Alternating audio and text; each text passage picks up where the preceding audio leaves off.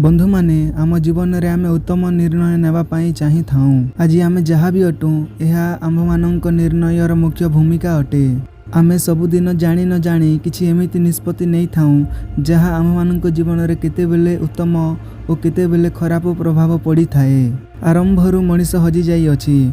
सदाप्रभु जेतेबेले हवा और आदम को निर्णय नेबार शक्ति देइथिले सेमानंकु एदनर बगीचारे रखिथिले सेतेबेले सर्वप्रथमे सेमाने भूल निष्पत्ति नहीं थिले।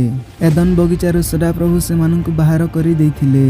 गोटे निर्णय आम्भमानंक जीवन रे खराब किंबा भल प्रभाव डाली थाए। बंधु माने कौन आपण मध्य निर्णय नेबा पाई डरू अछंती? कौन आपण कोनोसी द्वंद्व पड़ी जाई अछंती? कौन आपणको मध्य कोनोसी चिंता अछि जहाँ आपण एक एमिति निर्णय नहीं जिबे, एक एमिति डिसीजन नहीं जिबे जहाँ आपणको जीवन को संपूर्ण भाव रे नष्ट करी देबो। आसंतु बंधु माने आज आमे जानिबा जे किपरि भाव रे एक उत्तम ख्रीष्टीय लोक निर्णय नेबार उचित। तेबे बंधु माने प्रथम विषय शांति होई जानतु।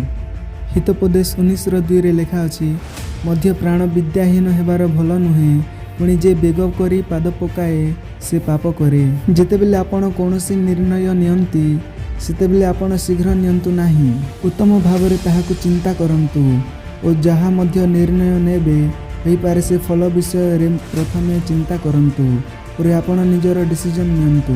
कारण प्रथम रे ही आपण एक एमिति निर्णय नहीं जिबे जहाँ आपण परे ताहाकु बदलाई पारिबे नाही। सेथिपाई प्रथम रे आपण उत्तम भाव रे शांत हुअन्तु, यार समस्त प्रतिफल विषय रे चिंता करंतु और से समस्त विषय परे आपण एक उत्तम निर्णय नहीं पारिबे।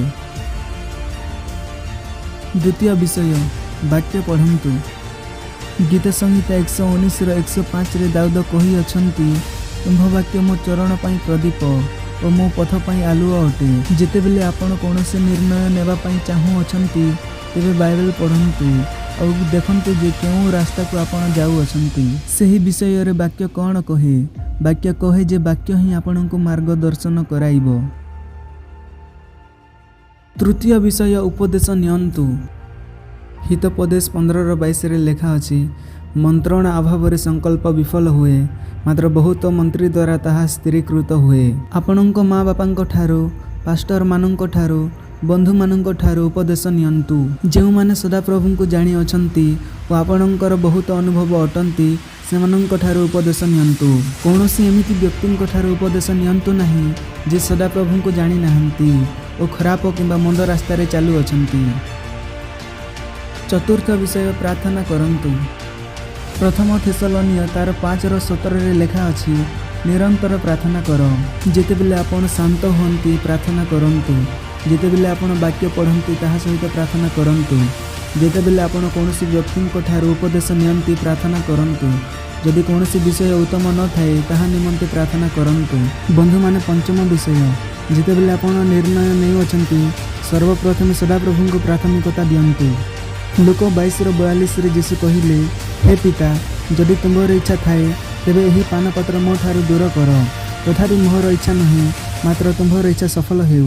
माथ्यू 6:10 रे जेतेबेले यीशु प्रार्थना करिबा सिखाइले यीशु कहिले, तुम्हार राज्य आसु, जेपरि स्वर्ग रे सेपरि पृथ्वी रे तुम्हार इच्छा सफल हेउ। शांत रहिबा परे, वाक्य पढ़िबा परे, उपदेश नेबा परे, प्रार्थना करिबा परे समस्त विषय सदाप्रभु को समर्पित करि दियंतु। सदाप्रभु जेरेमिया तार 29:11 रे आम समस्त को प्रतिज्ञा करि अछंती जे तुम्हमानंक अपेक्षा आम्भे जे कि सकल संकल्प करि अछु ताहा आम्भे जाणु। तुम्हमानंकर अंतिम काल रे तुम्हमानंक भरोसा देबा निमंते से सबु अमंगलर नुहे, मंगलर संकल्प अटे।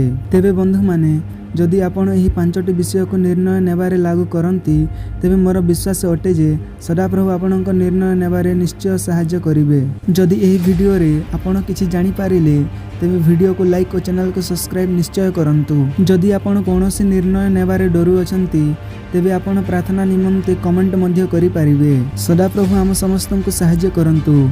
आज पाई एही वीडियो रे एतिकी। शीघ्र आउ गोटे नवा वीडियो रे देखा करिबा। से पर्यंत प्रेज द लॉर्ड एवं जय मसीह की।